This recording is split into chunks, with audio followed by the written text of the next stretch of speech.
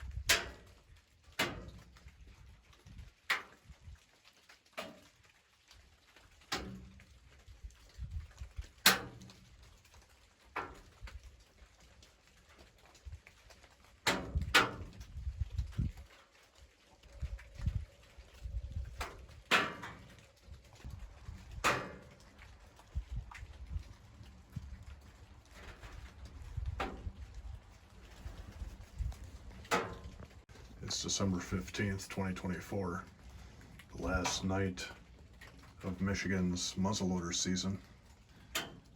So I'm getting fogged in here. I can only see about 50 yards. And with the noise that the rain on the tin roof is providing, I think I'm going to hang it up. Any bucks that are alive right now are going to make it till next year unless I get hit by a car. And tomorrow I become a doe hunter. Thanks for watching.